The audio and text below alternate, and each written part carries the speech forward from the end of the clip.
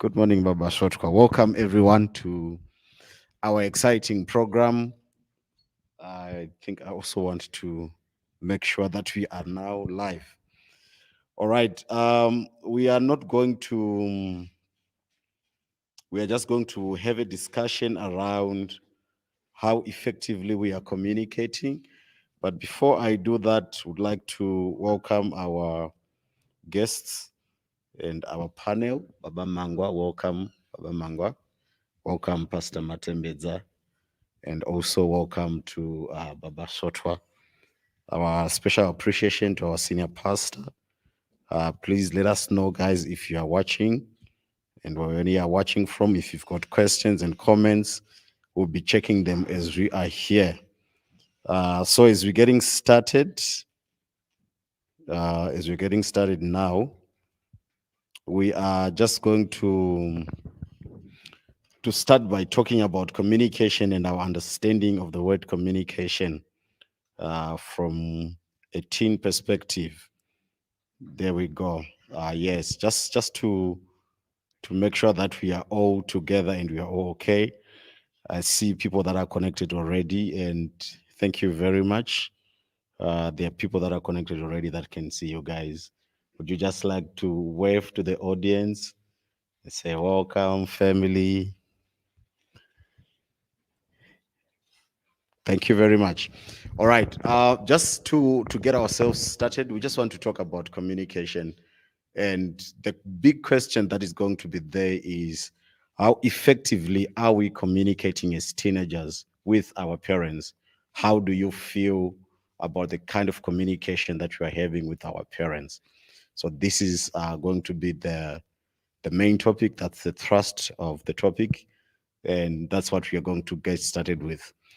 Just to get started, do we have anyone who would want to volunteer to say their own assessment about communication between parents and the teenage in this time?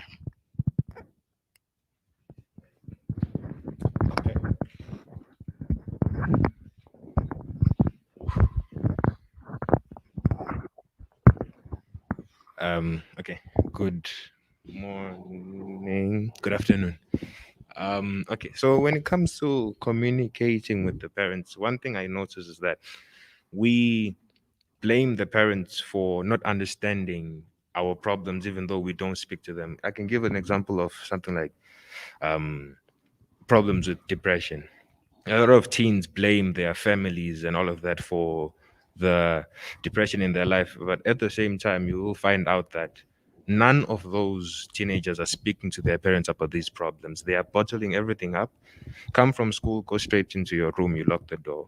When it's time for supper, you grab the sandwich and you go back to the room. Now, how are the parents supposed to know what you are thinking or how you are feeling if you don't speak to them? That's where communication comes in with the parents. I think that's what I have. Okay. Thank you. Anyone else from the yes? Let's say your name because now we're live. Hi, my name is Leon Pafio.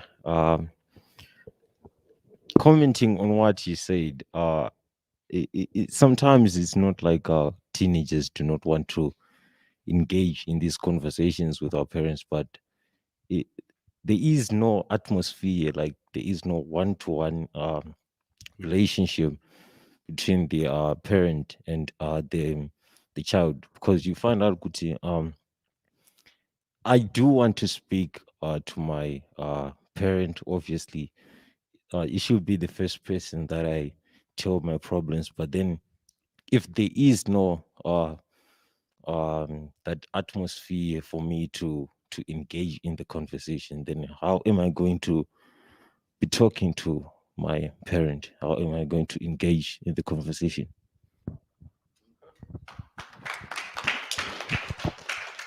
Anyone wants to comment before we go to the other side? Okay. Um, thank you for your contributions. I think I would also want to come to you, but before we get to um, into issues where they also respond, they are representing the parents and the teachers in this session. Uh, Not specifically directed to you, but as general. Do you feel that it is the responsibilities of the parents to create the atmosphere, or do you also contribute to the creation of the atmosphere for communication? Anyone, maybe before we do that?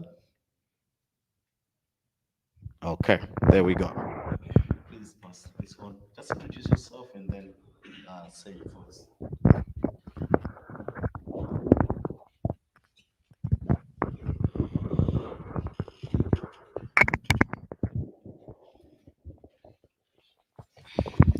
Hi, my name is Tine.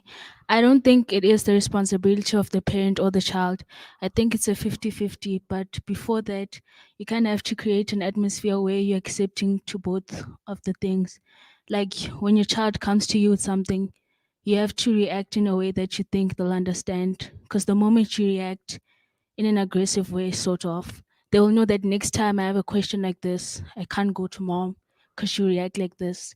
So it's also kind of their responsibility to respond to us with an open mind in order to create that atmosphere. Going back to what Shakes was saying, when he said we don't go to our parents and all of that, I think it also comes down to how they'll react to it. Like he said, we'll go to them and be like, oh, mom, I'm depressed. You can't be depressed. You're too young. Now, now I can't go to her next time. I'm like, I'm depressed because the response is not something that's comforting me. So at the end of the day, parents need to be more open to what we are saying in order for us to actually start building that communication. Thank you. Want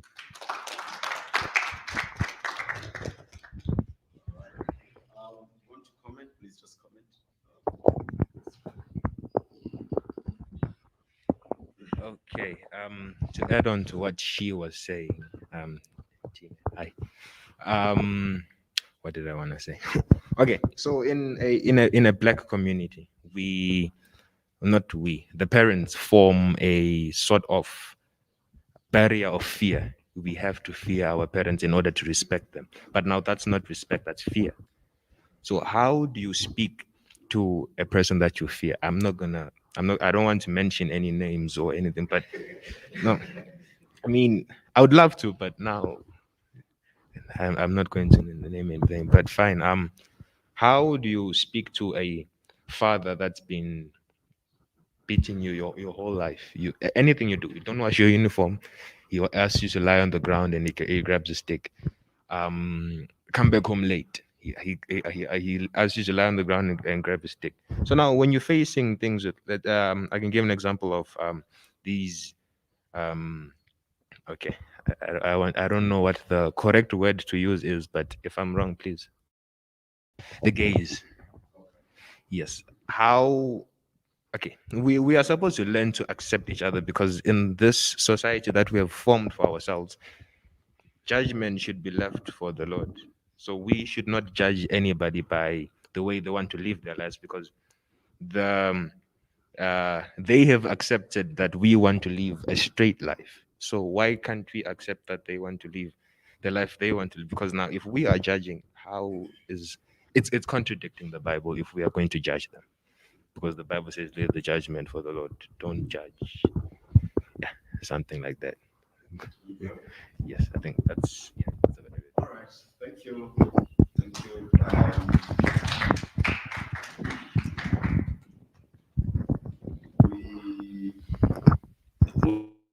We appreciate and honor our online viewers. I see David Size, Noah Utatenda Mureza, Mark Jones Kachere, our elder Vengai Murunganga Rejoice, Minister. Thank you so much. And we see Baba Francis Renyika. He's also connected. Jonathan Moyo Morin Tagwirei, Patricia T. Ganyani. We also want to leave a platform also to our online viewers just to see if they've got questions that they want to us to address and to look at. But before we get into other questions, we would also want to have Pastor Matembeza. She is representing the parents for today. What is your view before we before we comment on what the teenagers have put forward, what is your view? What is your assessment? How is the communication in general between us as parents and our teenage children? How do you see them? Thank you so much, Pastor Marume. Thank you so much. This is a wonderful time with our teens, interacting with them, hearing their views, their problems. Children are a blessing from God. They bring joy to us. So, kids, when we look at you, we are looking at the best gift we're given by God. And so, when it's the desire of every parent to see their kids succeed, to grow up into responsible adults, people who succeed in their lives. So, as parents, we want to walk that journey with you. Give us the time, give us the chance, maybe to lead you, to guide you with what we have, from what we have experienced throughout life. Open that door for us to be part of that journey. We have heard your concerns. Also to parents, I'm saying you have heard our kids that you are closing the door. Communication involves more than speech. It involves attitude, the tone of the voice. You have heard them saying, sometimes we come to you, but you are harsh to us. It's my advice to you parents that as we talk to them, let's show love. Let's be, what can I say? Open the door for them to come to us. We have seen a lot of teenage suicides. This is happening because they can't talk to us. But also as children, I come back to you, could open that door for us. Most of the time, you are in your bedrooms, like you said, you just run to your bedroom, you are on your phone. It looks like you are talking more to the world than me, the parent. You are talking to the world, you are more connected to the world. And if you see us talking, coming to you, when I ask you, are you okay? I'm worried about your safety. I'm worried about your life. Like I told you, you bring joy to our lives. So every time I'm seeing you, by the end of the day, I want you to be a successful person, a responsible person. Then if you close your door, you are on your earphones, something has happened to you, how do I know that you've been bullied at school? How do I know that you are facing problems? Let's open that channel. Let's open that door. We want to talk to you. We want to hear your concerns. We want to walk this journey together. Let's open the channels for communication. Where are those days where we would sit as a family and talk? If you are in closed doors, you have your earphones, you are in your bedroom, I want to know what has happened to you. I want to know what you're going through. I want to know that you've been bullied. But if we communicate, if we have time, as parents and kids, we sit down together, we have dinner together, I can also notice it. But if you close the door for us, we won't notice.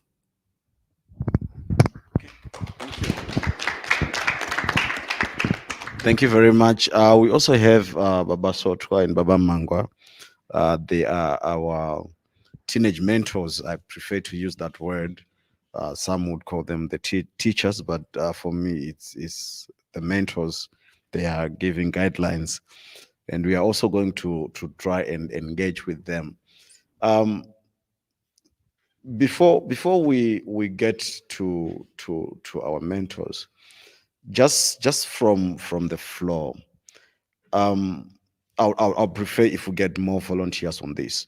Are there specific things that you feel you cannot talk to your parents about, or should not talk to your parents about, or your parents should not talk to you about?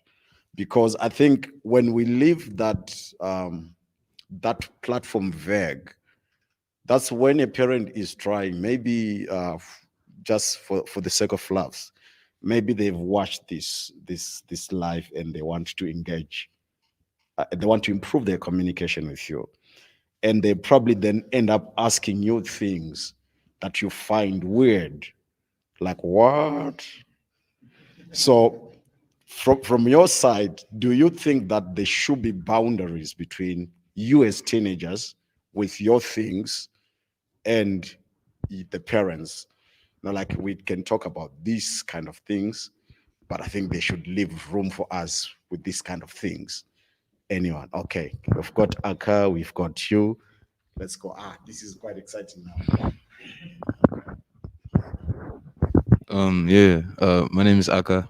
So, regarding that question, I think the essence of communication is that I can talk to you and you can talk to me, but that's communicating. But without understanding, there's no communication. Well, there's not good communication. Like if you learn business, you understand that you can say something and then someone can hear it, but they don't understand it. And that's also something I think that's happening now is within this generation and like the previous generation with the parents. There's essentially two different languages being spoken. Like she said, she comes as a mom and she's like, "I'm worried about you," right? But then the way she would say it to you, you would feel offended. Hoodie, how is she saying something like this to me? But then it's coming out as care to her, right? And then you don't understand the language she's speaking. And then when you speak, it's called disrespectful now. But then she's not understanding the language you're speaking. So now the thing with the boundaries, right, is that when those boundaries come into play, is that it's I can talk to anyone about anything if they're speaking the right language because then there's comfortability, right? But necessarily you can't go to your dad and then speak to your dad about your porn addiction because khuri, I don't understand this. You know what I mean? He'll be like, "What are you saying to me?" Or you can't go to your dad and speak about you getting bullied, or maybe you're struggling with sexual thoughts, or like maybe even worse, you're thinking about suicide and depression, right? And now that line becomes a very lukewarm line because you want to speak, I go to you in English, and then you respond to me in Chinese. And then I speak to you, then I try to learn Chinese, right? But then by trying to learn Chinese now, I'm starting to lose a little bit of English, right? And then it feels like I'm, not necessarily trying, right? Like it feels like you're losing yourself trying to become something that they want you to be, right? But that's not the thing. I feel like it's just the communication in itself has to be filled with understanding. Because if there's no understanding, then it'll always feel like you guys are fighting. Meanwhile, it's the same goal. You're trying to reach the exact same point. But then if I come to you and I'm like, "Yo, what's up, mom?" And you're like, "Did you just say yo to me?" You know what I mean? You know what I mean? And then yeah, and it's those type of things because now as a person you already feel instigated to be on the defensive. So now you go and say Makadi, right? But then as soon as you say that, you're like, bruh, but is this even me? You know what I mean? Like now I'm just acting up. I just need to act in a certain way when I'm around you. And then as soon as I leave your presence, then I'm good. So I think then you say it with the phones, right? Like people be always on their phones. Well, maybe because the phones accept them more for them for who they are than their parents. And that's a very real thing.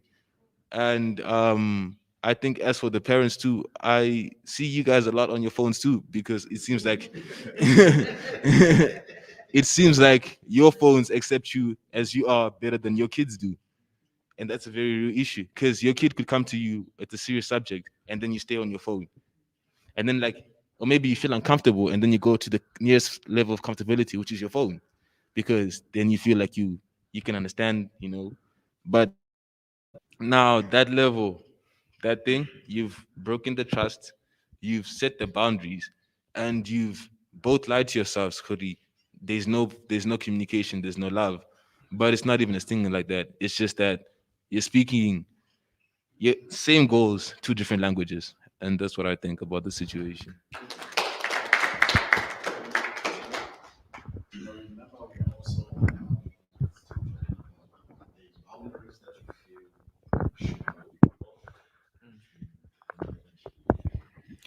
Hi, my name is Tino.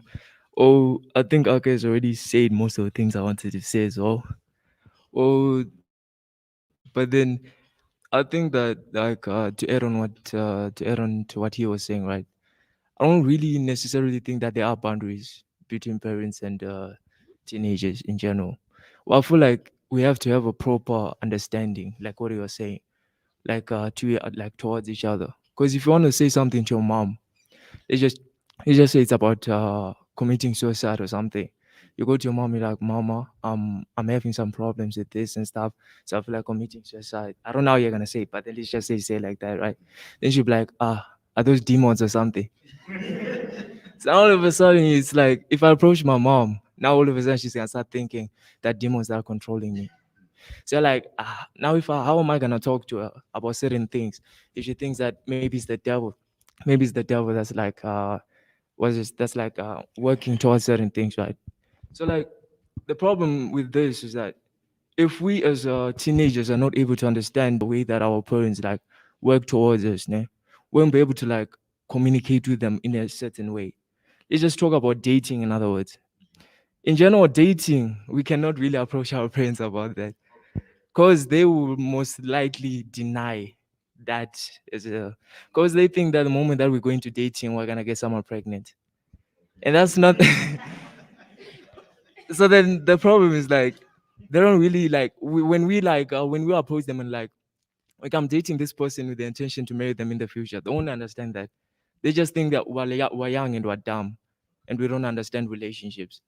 Then we are like, so then how can we talk about dating to or like dating in general with our parents and stuff like that? Because they won't be able to understand it. And on top of that, they're discouraging us to date at a young age. But then we want to date because we want to experience so that in the future we make proper decisions and we can get a wife or a proper husband. You see, that's why we dated at a young age.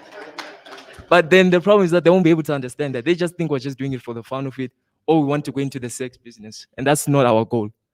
So yeah, if we can have a proper understanding of certain things and we can like understand ourselves as mother and daughter or as father and son, then things will be easier.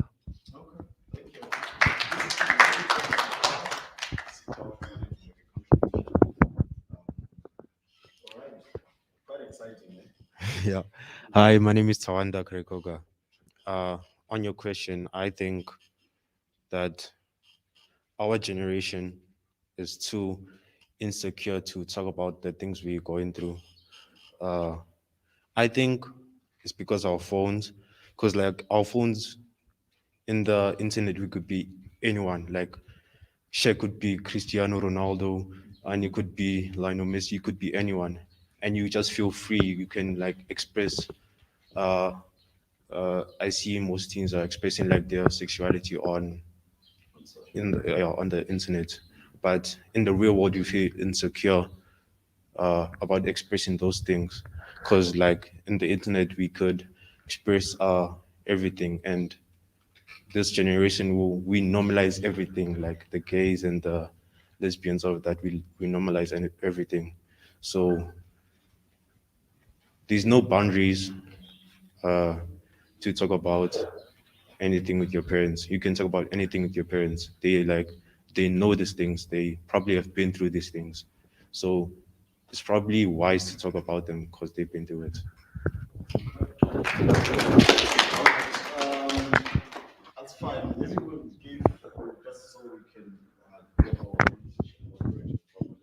I also want to give mentors a chance to comment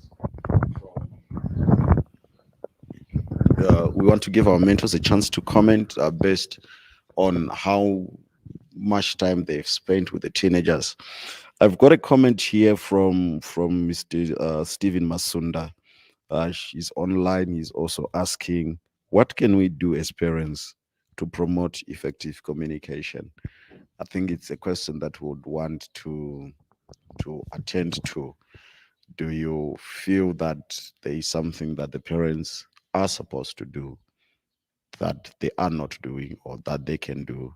Is there hope at this stage of you guys recovering your relationship with your parents? Or you are now saying it is what it is? Okay. Um, okay, coming to our mentors, if I may also just give the both of you the opportunity to comment. The topic, of course, is about the communication between parents and teenagers. To From your assessment, you spent more hours with them. Uh, in fact, if I may say, you might actually be spending more hours with them than they spend with their parents, because for the few hours that you spend with them, they are hardly on their phones. so, so you kind of have their attention. So maybe as we're coming to you, just to hear from your own assessment, what you have seen, if you can also indicate measures to mitigate that you think. Um, my next question was going to say, if teenagers are not talking to their parents about things, who are they talking to? And are they talking about it at all? Or they're talking to someone? And what are the qualities of that someone that they are talking to about? Is it something that's achievable between them and the parents? If a parent have to improve, is it something that's achievable? Because I think also one of the things we need to understand is uh, there's a difference between a fantasy world and a real world. And I think uh, most of us, teenagers and parents included, we find solace in fantasy. And when things are difficult, we don't face them, we don't look at solutions. We we we take a grandpa. I hear a grandpa doesn't heal the headache, just suppresses the pain until we don't try to find where the real problem is. But over to you, Mr. Mangwa and Mr. Sotwa. Just your own assessment on how we've been communicating. I would also want to continue encouraging our online viewers to send comments, to send us likes. I saw that there are some comments and questions that are coming there, and let's hear. Over to you, sir.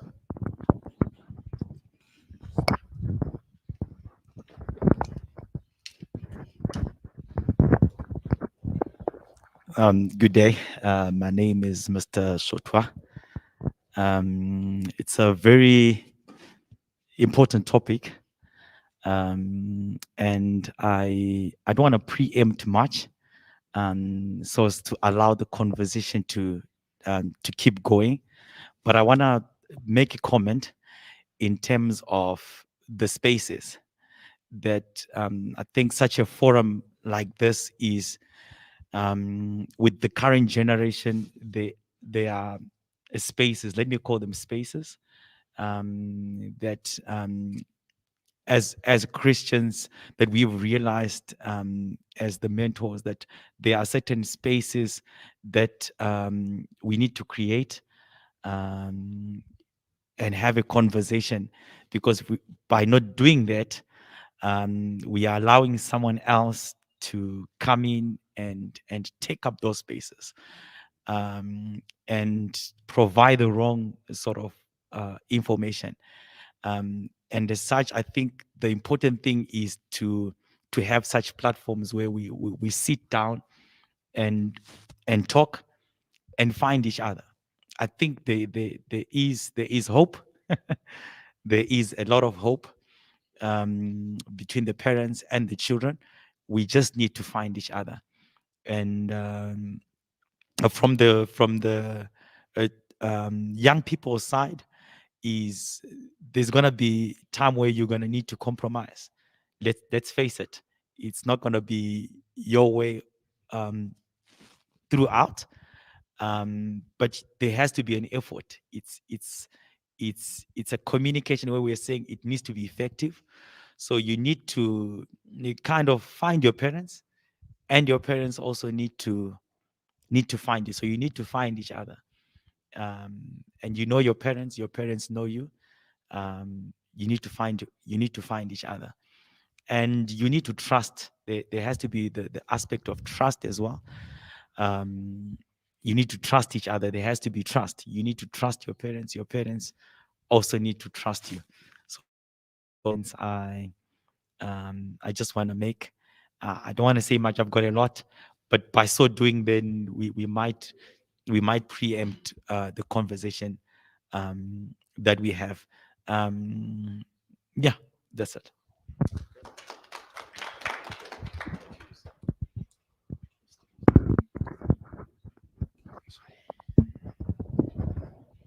Okay, thank you very much, Pastor. Thank you very much, everybody. Very important topic and a very critical one, so to say. And I also don't want to try to preempt much, but I think we need to understand that for there to be communication, it has to be two-way. We have two people communicating to each other. So the communicating, there is a transmitter of information and there is a receiver of information. And then there must be feedback, which means the channel between the two people that are communicating must always be open and must always be active. The moment one person is simply communicating and the other one is not responding, it becomes one-way communication, like you're listening to the radio, or you're watching television. You can only absorb, but you cannot also give feedback, which probably I would want to encourage the parents to say, when parents communicate, also allow for feedback from the children. Don't make it one way. Don't make it instructional. It's fine now. Yes, it's as parents there is need for in some instances to say things as they are supposed to be done, but parents should also play their part in opening the channels of communication. But also to the young people, it takes two to communicate. And before we say parents are not responding to us, are we communicating enough in the first place? Is the question we need to ask ourselves as young people. Are we communicating enough in the first place? Some will blame our parents to say, but they don't. But have we ever gone the step to say, Mom, I've got an issue that I want to sit down with you. I've got a problem. I want to discuss this with you. Have we ever, as young people, gone to that stage? Because I know a lot of people say, but my mom won't listen to me.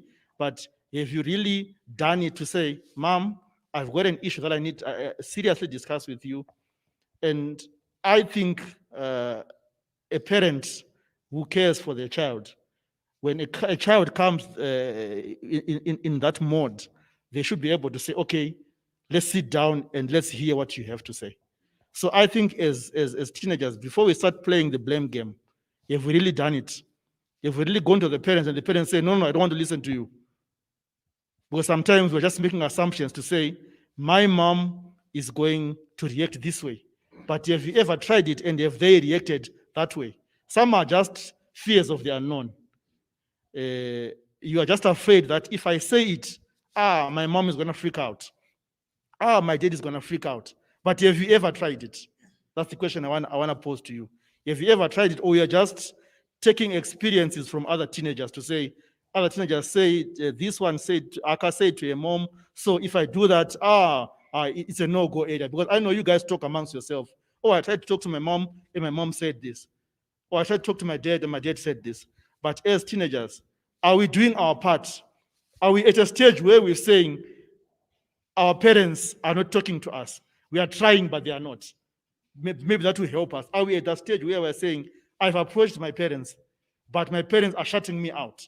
Are we there? Or we are just assuming that we'll be shut out? We're just assuming that they are going to react in this way. Where are we exactly? That's the question maybe I may want to pose so that we understand exactly where the issues are. Hansi Unoroa before you even finish. Thank you so much. I see we've got people that are also sending questions.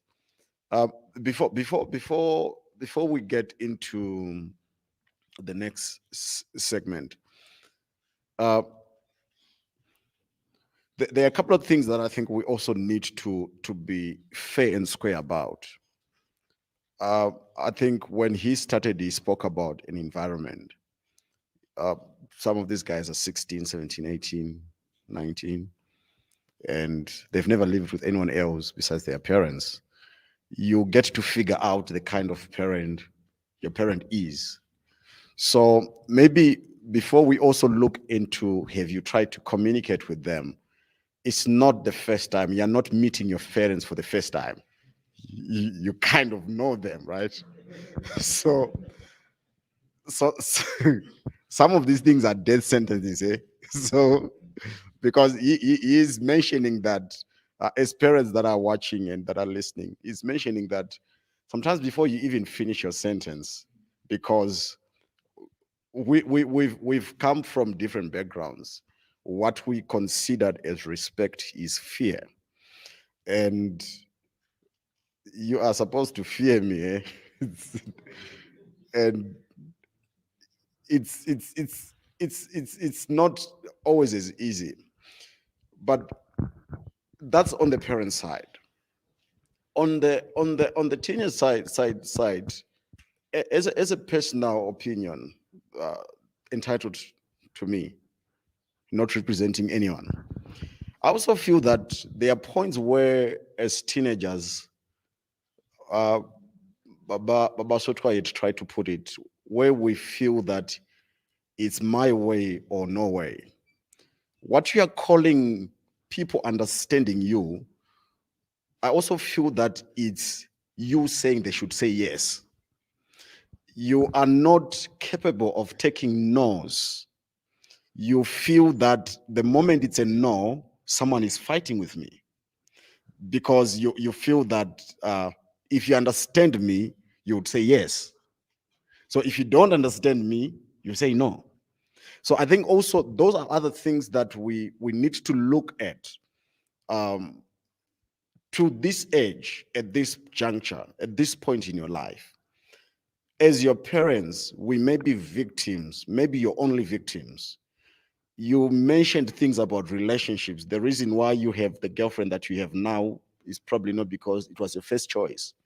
Maybe your first choice said no, but you accepted that no from them, but you don't want a no from your own parent. Do you follow?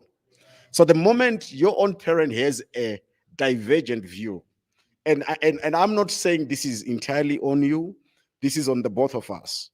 Because also when you say no to me, or when you disagree with my opinion, it's like we're fighting. But I think we can coexist with communication. But my next question, maybe to just get us going, is as teenagers. I know that there are a couple of guys that needed to contribute. I had to cut them short for the sake of our time. What is your best way of communication as a teenager, as you know yourself, to say, if I want them to hear me? I know one of your tools, mood swings. Hey, they give you moods and you hear them out. But anyway, that's just us discussing.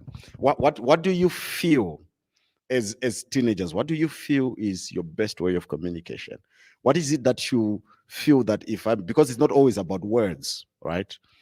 Pastor mentioned about attitude and so forth. Um, what is it that you feel, and how do you feel you can best communicate? All right. 1, 2, 3. Over to you.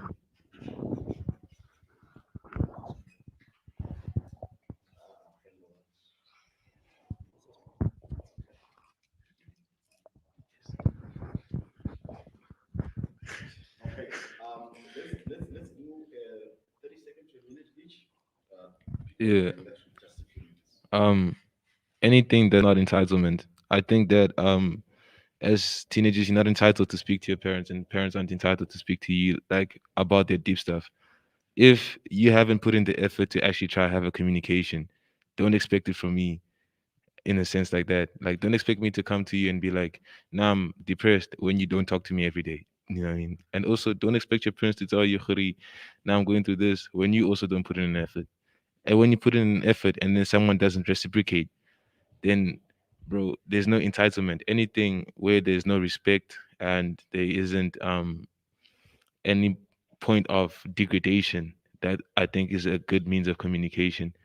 When someone comes to you in a respectful manner and treats you like, okay, Khuri, you know what you're doing here and you're not dumb, then I think that's a very good means of communication because it opens up um, understanding in the platform.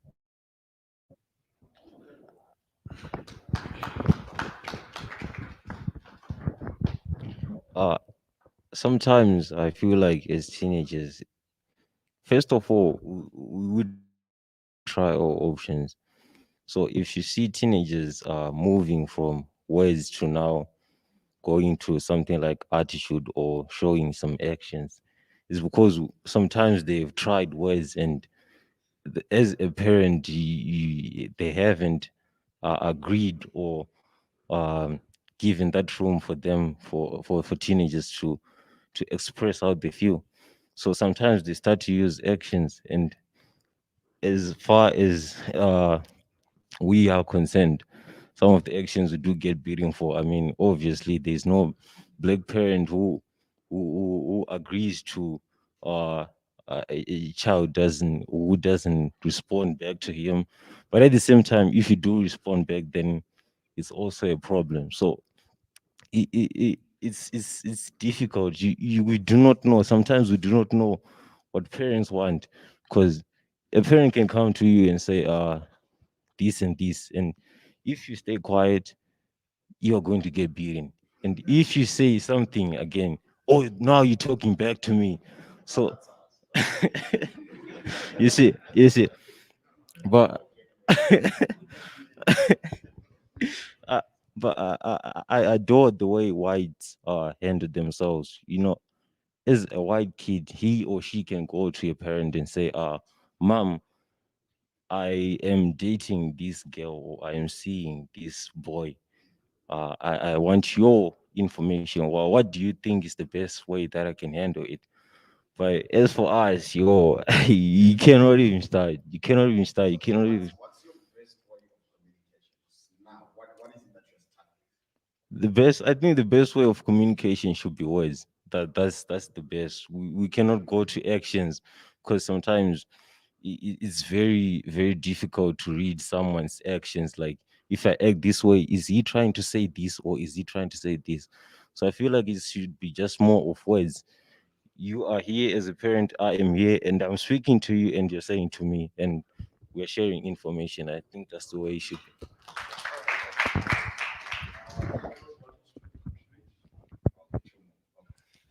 Okay, on that same topic of communication, you get times where, let's say, I'll give an example of myself. Last night, what happened last night?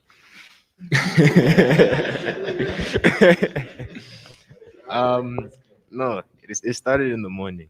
That I was supposed to book a flight for my uncle back to Zim. So my uncle uses a different surname from the one that my dad uses, right? They're brothers, blood related. They're both same parents and all of that, but they just use different surnames. So now, because of frustration, I had just fought with my girlfriend. Now my mind was somewhere else. So now when I was booking the ticket, I used his first name and my last name. That was the first mistake. Cool. We called the airline and then they canceled the ticket. They were supposed to change the surname, but they canceled it. Now I'm frustrated. Order second ticket. Now, instead of today's date, the 23rd, on a Thursday, I selected Thursday and it took me to the 30th of December. So now I'm stressed. I'm sitting on the floor, I'm leaning on the couch, and they can see that I'm frustrated, but then um, they didn't keep quiet. No, they tried to make me feel worse somehow. Instead of motivating me, they were telling me, in future, if you're gonna handle money like this is how you're gonna start losing money in future. Tell me that, okay, fine, son, listen, mistakes happen. We understand. Tell me why, how can you make two similar mistakes one day, not even 12 hours apart? What's happening to you? Explain to me what I was going to explain to them, that this is what happened in the morning.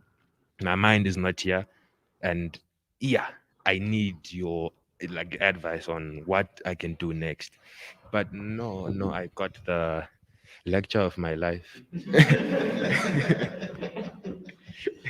And also on the back chatting part, how would you have a conversation with a person if you don't respond? You speak to me, and when I speak back to you, it's now back chatting. Okay, fine. Explain a dialogue. A dialogue between two people is it's two-sided. You say something, I should say something back. But now when I say something back, it's back chatting. Okay, how do we have a conversation then? Let's just get these two, and we need to almost get to wrap up.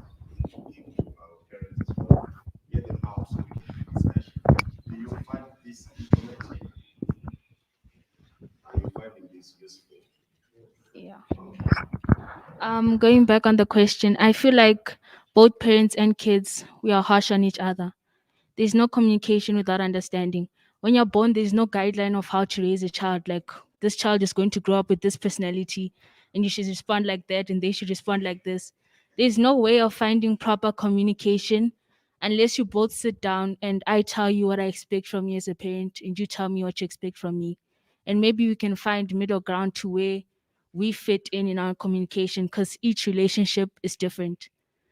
My brother might want to have a communication with my mom whereby they talk, but I want to see action. So each child has a different way because we're all different. And the fact that parents sometimes compare us to the older one because they raised him first and say, okay, but Taddy is always in the house. You always want to go out, but I'm not him. I'm my own child. So I feel like if parents sit down with us and we find middle ground and you respect me as I am, I will also find a place where I'll respect you and we can find where we can communicate on even ground. Thank you. Yeah. First off, I have to apologize because I'm gonna kind of be off topic here, Mr. Marome. So please, apologies in advance. But and I have a question back to the parents panel as to saying when exactly do parents start saying, I'm gonna let my child make their own decisions and live how they want to live? Because the mentality I feel, especially as Zimbabwean parents, is what I know is best, and what you know, you don't know anything. You don't know anything. What I know is correct, and my decisions are exactly how we are going to move on and walk along with them. So, what I want to ask is there a certain age or is there certain actions you want to see from us kids for you to be like, yes, now my kid, yes, now my kid can now make their own decisions and they can do whatever they see fit. Because it's also we're not robots. You don't use us with the remote. Yes. And we want to make our own decisions. And we want to see our own roots in life. Okay, maybe I took the long route and I took the wrong route. Even though you've told us, still we want to say, okay, Mama, Daddy, you're right. We won't dispute it. But as long as we're at least allowed to have that road to take in the first place, not being told, no, the one you're going is not, it's not the road. It doesn't work. So yeah, that's where I wanted to get your opinions on as to when exactly are you supposed to be, yeah. Thank you. Okay, yeah, we are going to Pastor Matembedza. Our senior pastor, he's just put a comment here. He says parents must listen to understand, and they must stop listening to answer. I think that's also very important to the parents that are watching. And Chantel Mupopa says, yes, parents must learn to trust. And we also have this one is Mr. Stephen Masunda. He's also commented, this is not going to be a favorite, but that's his comment. As understanding the roles of parents is crucial, and training is one of the roles. He feels that it is important that we accept that one of the roles of the parents is training. Um, I'm going to go over to the parent side and also hear their thoughts. Just want to put a few comments here first. The first one, you will laugh at it. If it's my money, you do what I do. When you get your money, you do what you do. But isn't it fair anyway? Because it's but I'll give you a couple of choices of over my money. Now you want all the choices, eh? I'll let you go to the shops. But anyway, yeah, it's fine. If we've got and you'd also want to contribute, please drop a comment in the comment section, and then we'll also participate. Um, in terms of you gave a very good example. Thank you for sharing a real life example. But then you also realize that um, as a parent, I'm not a mind reader. Just like as a child, you're not a mind reader, because you'd realize that most of the times when we answer each other wrongly, it's probably a dad who is going through some financial strains, and any other time I could spoil you, but I'm trying to get you to, can't you figure out that we don't, maybe I just said we don't have enough money for our rent this month, but maybe you thought it was just, one line communication. But what we you are asking about when we can let you be. What we also are trying to do as parents is to say, when I give you that, not that we're justifying it, but that's a hint for you to stop asking for ice cream. So the moment also we start seeing certain things like, I've told you that, what, currently we are not, because we are not able to, we also have our pride as parents, eh? We're not able to give you the nitty gritty to say, I don't have money because that, and for the next 3 months, you're not going to have money. It's a difficult phase. But for us also to try and assess how far you've grown is when you now learn. For example, maybe it was never taught. For example, it's our house, but when visitors come in, without me asking you to excuse us, when we start seeing you being old enough and mature enough to greet the people and excuse your us and go, maybe then we can call you. That's it might not make sense to you now, but these are some of the cues that we're talking about. When we have visitors in the house, any other time you can say your mom, but when we have visitors in the house, we have a certain way of welcoming visitors and greeting visitors. When we start seeing those things from you, we actually start realizing that you are no longer that stage.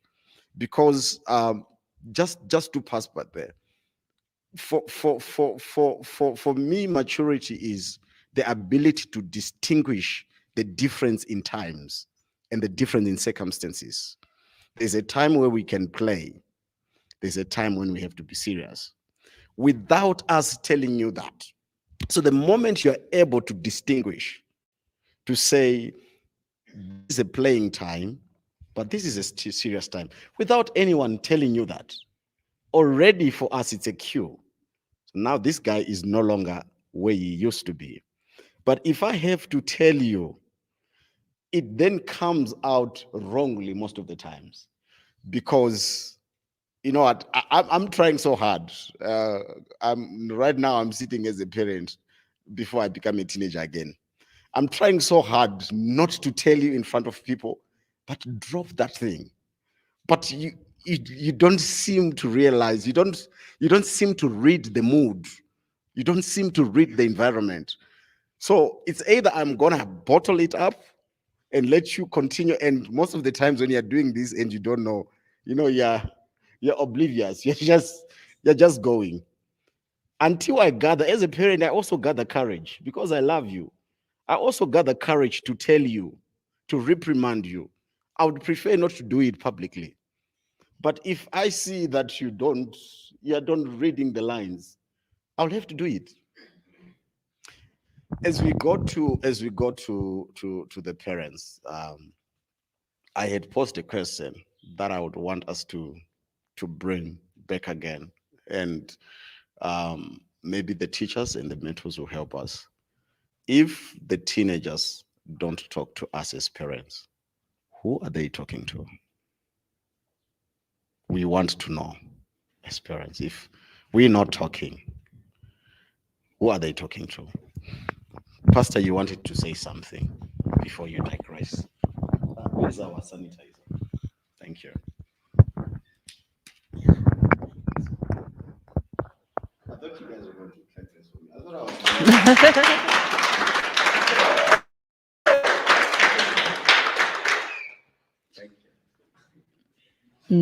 Teenagers, above all, just keep it in your mind that when we are all doing this, it's because of love. Let me take you back to, there was a question which was posed, if you speak to me, must I keep quiet? Yeah, I need to respond. Like I said in the beginning, that communication is more than speech. It's about your attitude. The moment you want to answer back to me, you are giving me an attitude, or you are giving your teacher an attitude. Do you know what action speaks louder than words? You are telling me, go ahead, but whatever you're saying, it's not getting into me. That's not responding. That's not communication. Are we together? Yes. Responding or communication, at the end of the day, we must have something tangible. But if you are responding to me in a rude way, is that communication? Or if you are raising your voice to me, is that communication? Do we get an answer there? Because the communication, if you talk to me, I need to answer. Yes, I think I've answered you. Then there was a question which says, which was said, when can you release us? That we are grown up, you can leave us, do whatever we want. Like I said in the first place, that as parents, it's our joy that I nurture a person. I want to see you grow up physically and also responsibly. I want you to be a responsible person. If you are at school, I will know you, wherever you are, you can be responsible. You can wash your socks, you can wash your clothes, you can cook for yourself. That's the time maybe I can say I can release you if you are a responsible person. Let's say you have said you want to go out and you know the rules of the house. 6 o'clock, you must be home. But you're coming back at 10, you are drunk. Is that being responsible? What kind of a parent would take that? And you also said, leave us and walk that, even if it's wrong. I'm a parent. I told you to your gift from God. You bring joy. And it's the desire of every parent to see the kids succeeding. If I leave you, Hazel, walk your journey, you bring me a child whilst they are still in school. Should I leave you and do that so that you learn? I don't know, guys. Is that fair to us? Could you leave me?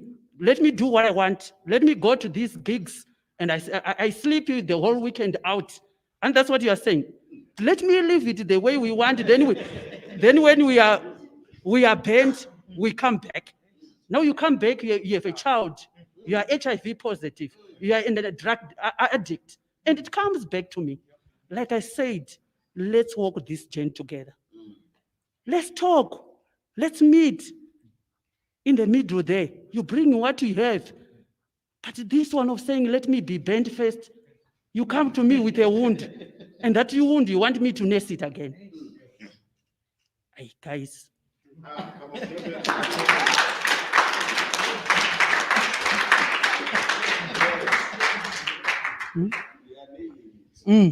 And also back to parents.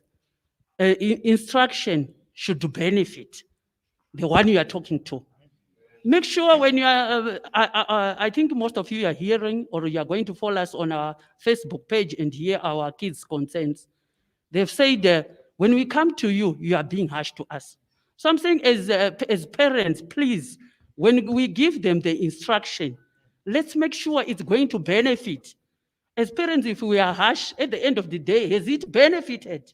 Or we are creating a stubborn person, a rebellious person?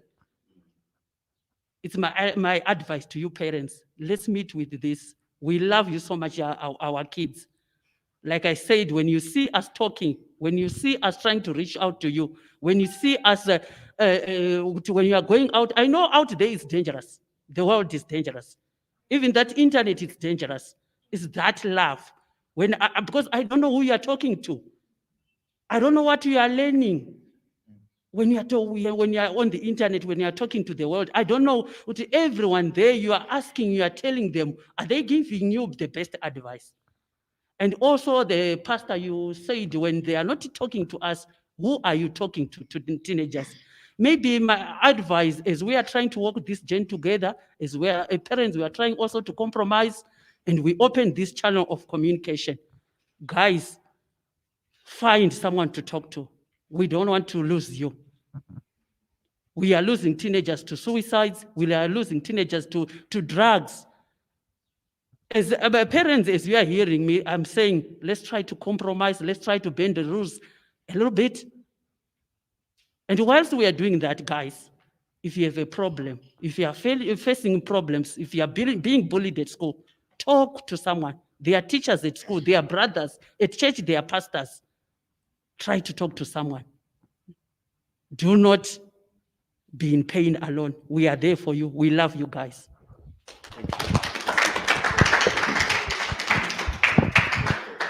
All right. Thank you so much. I've got a few contributions. I think we need to understand our cultural background. I think somebody mentioned white people. We need to understand our cultural background. We need to understand our cultural expectations. We did not fall from heaven. We have grown up from a certain background where there is a certain expectation in terms of families, in terms of how you cultural behaviors. So we need to be very, very careful about that. So you need to understand that expectation. For instance, in a cultural background for us Africans, if you are greeting someone, you all understand what I'm saying, guys? Eh?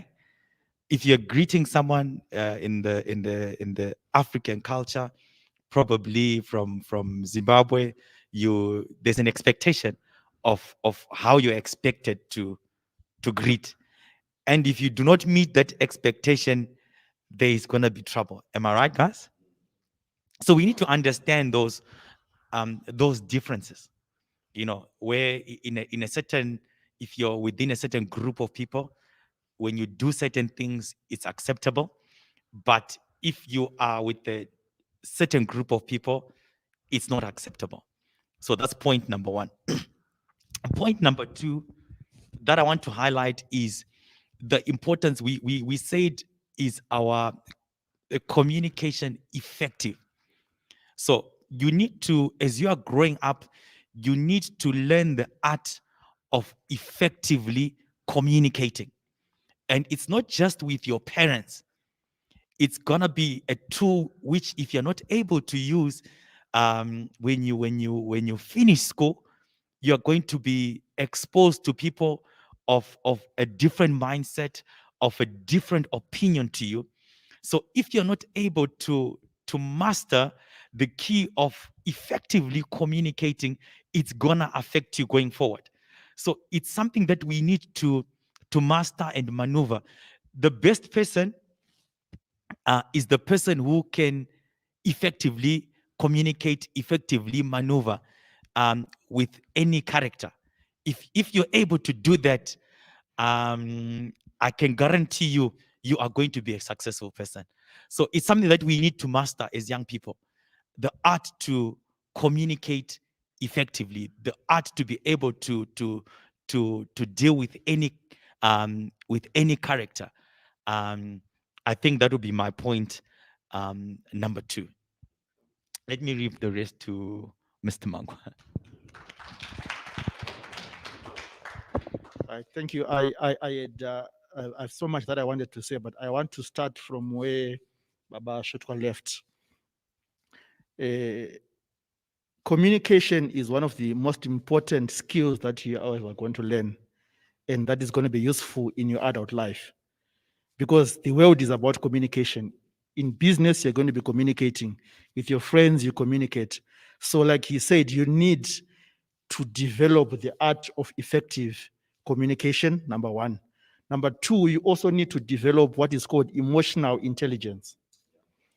Emotional intelligence is being able to read situations.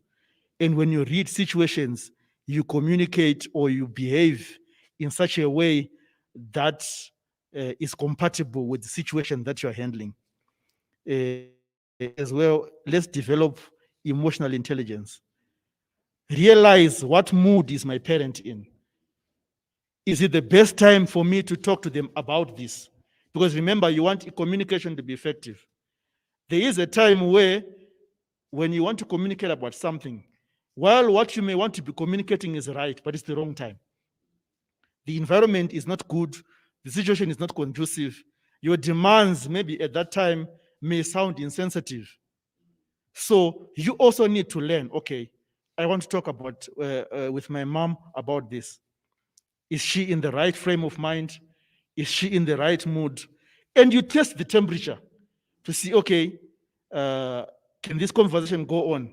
With emotional intelligence, you'll be able to realize, I think maybe not today. Or maybe now is the time to say what I want to say. That's where I wanted to conclude what you were saying. Then the second thing is, a parent-child relationship is not supposed to be a war. Some kids make it like it's a war, like my parent is against me. It's not supposed to be a war. And I want to encourage you, as well as also develop emotional intelligence, now to befriend your parents. And I would also want to encourage the parents as well to befriend their children. Be friends. Talk to each other more, connect more, link up more, because it's not supposed to be a war. Remember, like what Aka was saying, both of you have got the same objective. You want to do well, your parent also wants you to do well. So you have a convergence point where you say, my parent wants me to do well, I want to do well, but at the same time, you need to understand we are not fighting. Teenagers think their parents are fighting them. Having a parent is a blessing, because number one, like what Pastor Matembeza was saying, you have someone who has walked a journey, and it may be good for you to learn from their experiences than to experience some of these things on your own. It's less costly for someone to tell you that this thing bent me than for you to wait for it to bend you. So our parents, some of these things that we fight so much about, they know the consequences that we face. And when they are giving us advice, they are trying to save you the cost of experiencing some things on your own. So you have a blessing to say, someone has walked this journey and they are prepared to warn me before I fall into the pit. But some of us, we want to say, no, let me fall into the pit, that we learn. Some of the costs that are associated with falling in the pit are very costly. And we are trying to avoid, parents are trying to avoid those costs from happening. But some of the things that happen are very difficult to reverse. If you get pregnant and you get a child, yes, you may go on, but it can't be reversed. Certain things go with that, certain consequences go with that. So I think we need to understand that. Let's befriend our parents. Let's talk to them more. Let's open up more. Like someone said here, it's a 50-50. Do your part for the relationship to work. Do your part, play your part. And I'm also encouraging the parents. Also, let's open up to our children. Let's talk to them more. Let's be friendly to them. Let's not be authoritative all the time.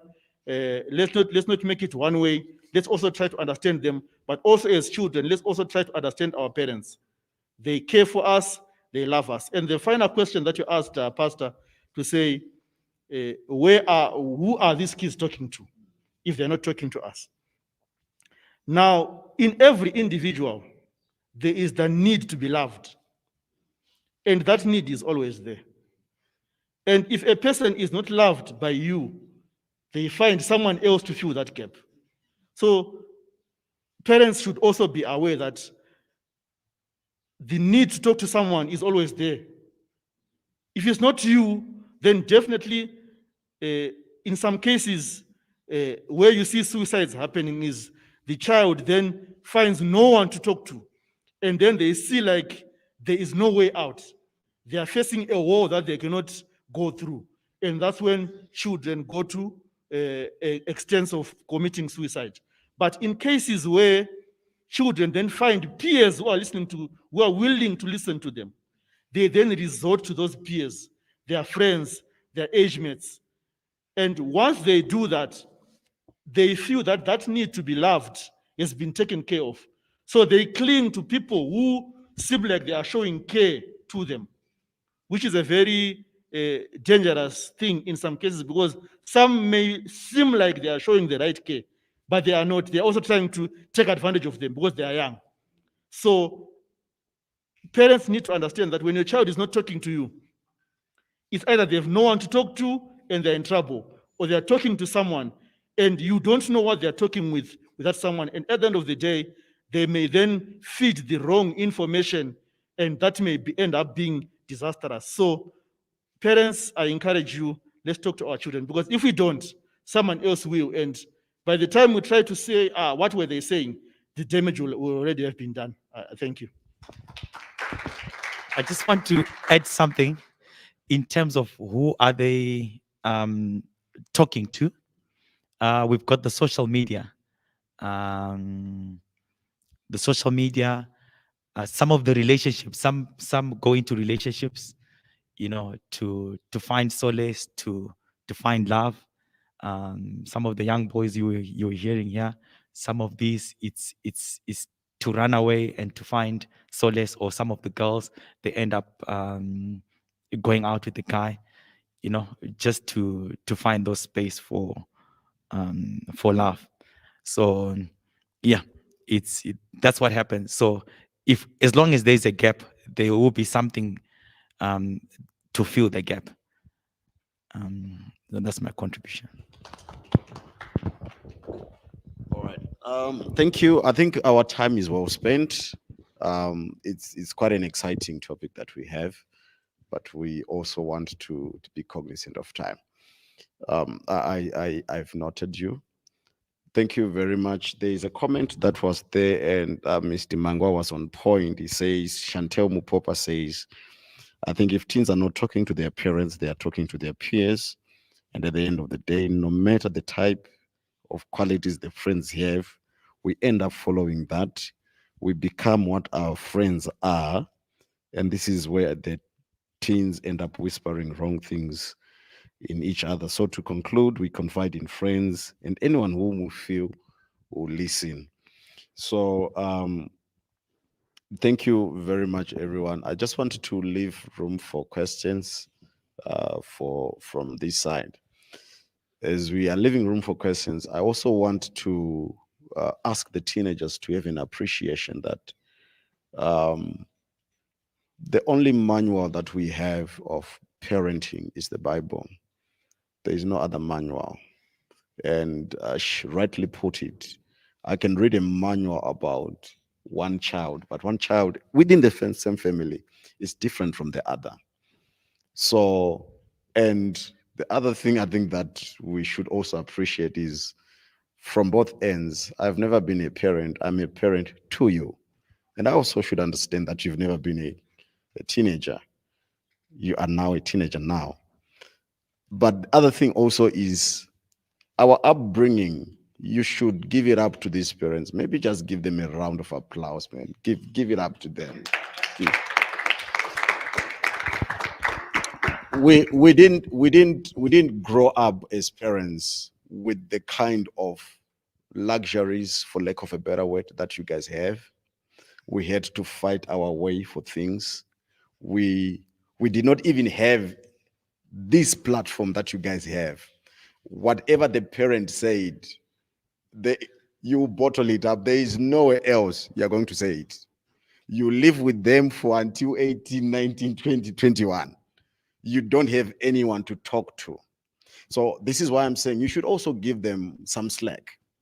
Where they are coming from and having you now, for most of the parents, they've gone way beyond 50% just to accommodate you, just to hear you speak. Because when we grew up, you guys were saying that that you get beaten.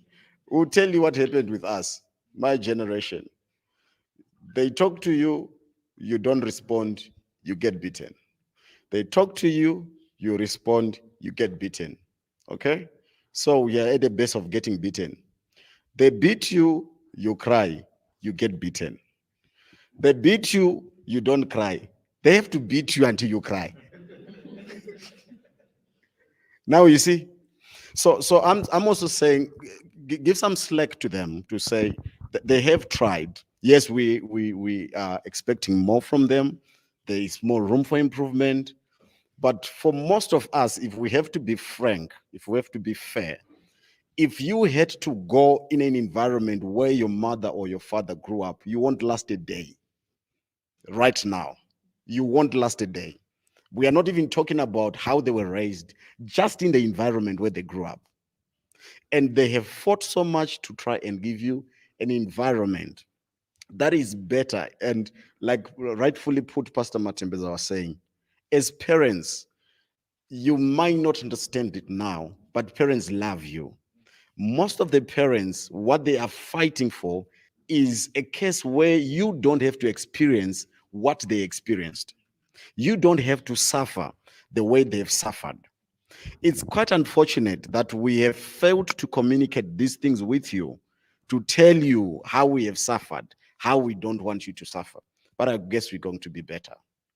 For the parents that are also watching us and for the parents that are here, I also want to stand with the teenagers to say, in as much as they are still growing, treating them as if they know nothing is totally wrong. There are lots of things that we can learn from these teenagers. Lots of things. Of course, most of them may be technology related, but their exposures, just like we said, we did not grow up the way they are growing. For just for laughs. For some of our parents, we don't even know how to hold a fork and knife now. We don't even know how to use chopsticks. We don't maybe we don't even feel a need for chopsticks, but they can teach you. So I'm also saying, as parents, we should also give a listening ear. Don't be too quick to judge, to say, what can you tell me? Because I had a discussion with one, I'll reserve the name. And I said, as a church, because this is a Christian discussion, don't write too much on this, but it's a fact. As a church, you realize that our own teenagers, our own kids, we suppress them to a point where the world has started promoting their own Justin Biebers to become multi-millionaires. How many young Christian people can you point out and say he got successful? According to us, not saying that is bad, you have to be qualified by age, if I may say, what you're asking. You have to be qualified by age. But God used Joseph when he was young. God used David when he was young. God used so many other people when they were young. So it's important. There's actually a young man who became a king. At a a king. We are talking about a literal king, a whole king. So it's also important that we give a listening ear to our kids, to our teenagers, especially to our teenagers. I think you guys are full of ideas, and I want to concur and I want to echo the sentiments that Baba Mangwa has also put across. You have to be smart. Having things to communicate and not understanding the time to communicate is as bad as not communicating at all. You need to also read the environment. You need to be emotionally intelligent. it's a set thing that I'm online, I would have taught you how to be much, much more emotionally intelligent. You don't respond to a parent at the same level that they are. At one point, one has to give. You understand? If your mom is talking to you in an angry manner, don't try to prove a point by speaking back to her in the same tone. You won't win it. We don't even want to talk about dads. Okay. So if you're emotionally intelligent, you know there are times when we say they should walk away. Sometimes it's not the walk away part that's wrong. It's how they walk away. So the environment is toxic. So he thinks that I'm emotionally intelligent. So let me walk away. But how you then walk away, instead of making things better, it makes them worse. So you need to be smart about it. You need to understand that you don't have to win every battle there and there. Okay. Sometimes you need to wait for us to cool down so we can talk sense. One of the things that we used to do back in our day, I don't know whether it's still there, is when you realize that you have tried to talk to your parents and they don't seem to hear you. Your parents have friends. You should also have an opportunity to talk to your parents' friends. In our day, there was the Bamninis and the Sekurus. I think they got wiped with the corona, but you should find some. You should find someone. There's that one person. There's that one person that you've observed that your parents listen to. There's that one person that you have observed that when they speak about something, your parents they always seem to say, yeah, yeah. You know, it I could go on, but there's also that one friend when they send their child to that school, your parents also want to send school. Yes. So I'm also saying instead of trying to continue hitting the wall and hitting trying to break the mountain, sometimes you don't have to break the mountain. Sometimes you have to go around the mountain. That being said, thank you for your contributions. Do we have questions as we wrap this up? Do we have areas that you think should be attended to, that you think were not attended to? Do you have points where you want to also put an argument? Um, this one has to be summarized because I think we've gone now beyond an hour and we did not want to go beyond an hour. Okay. Can I see by the raising of your hands those who say, I've got a burning point that I just want to let out? 1, 2. No more burning points. Okay, thank you. Over to you. There we go.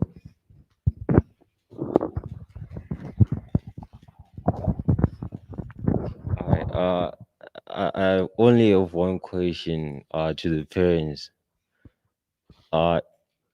Is it that education is the only way to success?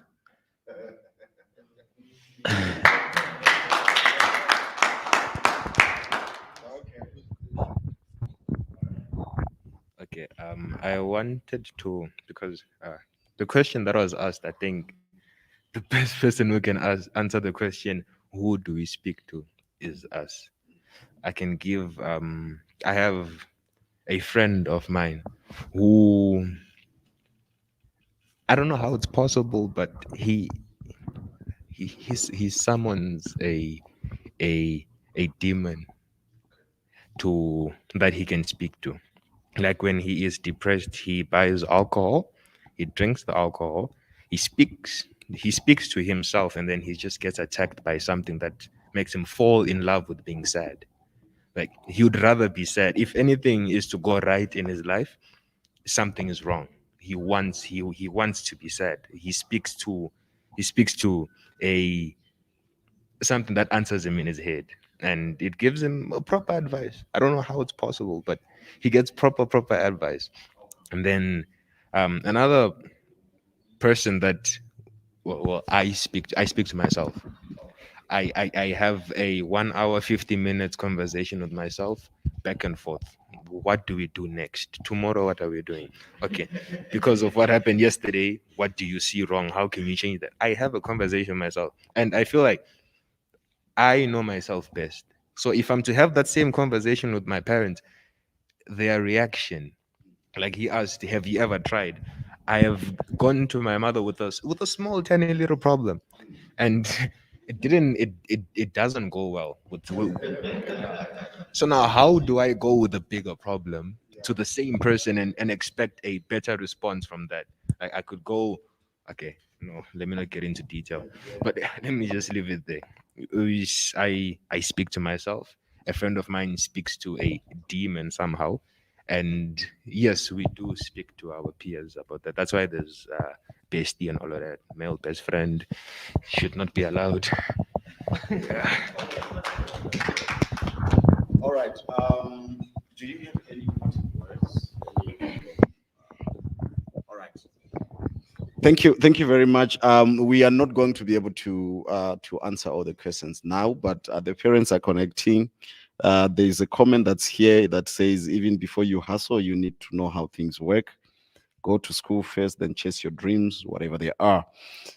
This is a comment from our Facebook page. I also want to stand in my position as a pastor and say we do not defend demons. Maybe we might put it wrongly as parents when we say certain things are demons, but it's because from our understanding, no person in their right mind will do certain things until they have, and unless they have some spiritual backing that they have. So I'd like to apologize to you guys on behalf of the parents for the times that we've said it wrongly, but we do not defend demons. If it's a demon, it's a demon. And one of the things that makes us quite different is our faith. The reason why we are gathered with the kind of people that we are gathered with now is because of our faith. So our guiding principles is our faith. Baba Sotwa rightly put it to say, we also want to apologize for not exposing you enough to our culture, because there are certain cultural expectations that we have, but that we have failed to communicate with you beforehand. For me, I'm a living testimony, Pastor. The day that I learned Kutukununzi Pamsoroi, unlike these guys, I learned it with a clap. But it was a simple thing.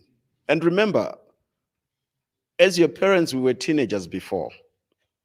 So whilst you are living in a different time, your teenagehood, it's gonna be an ouch.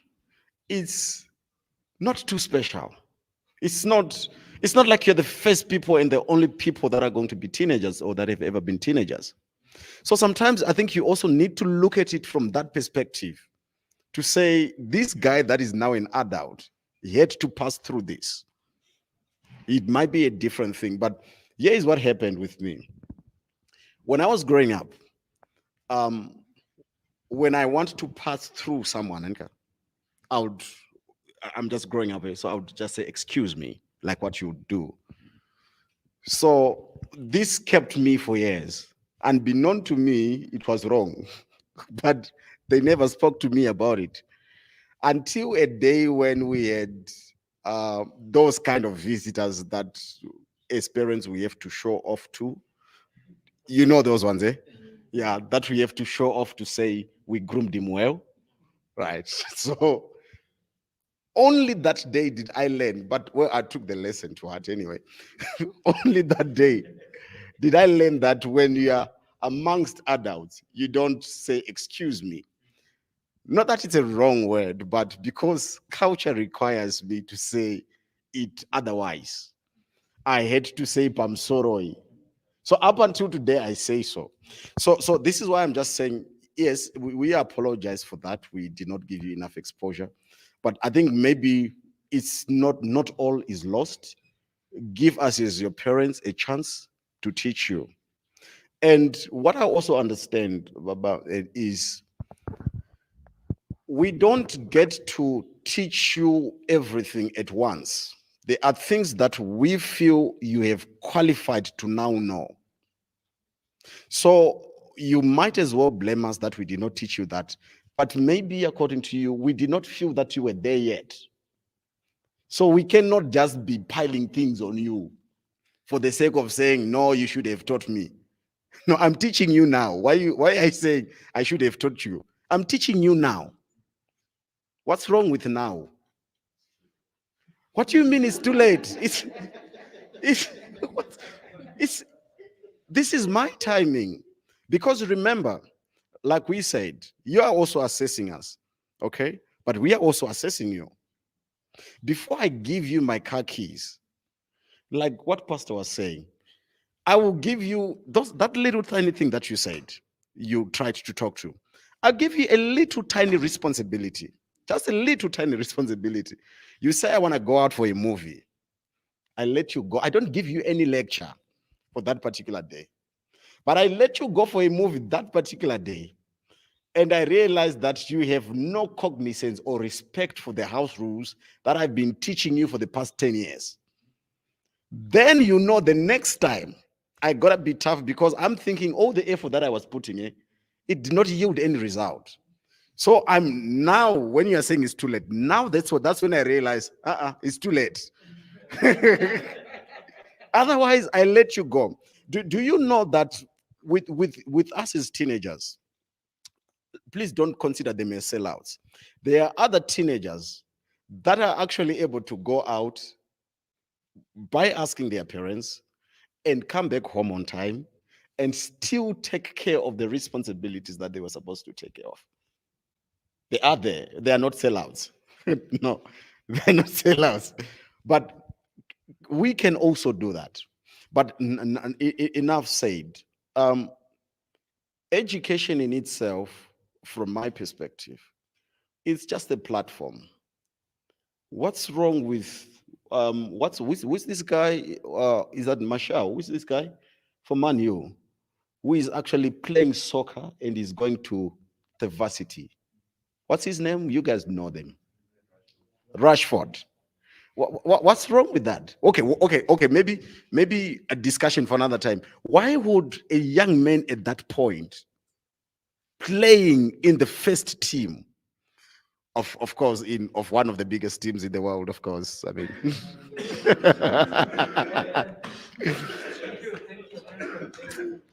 why would they bother with education? Why wouldn't they just saying, I got dough, so I'm good, I can do my things? Why would they bother with that?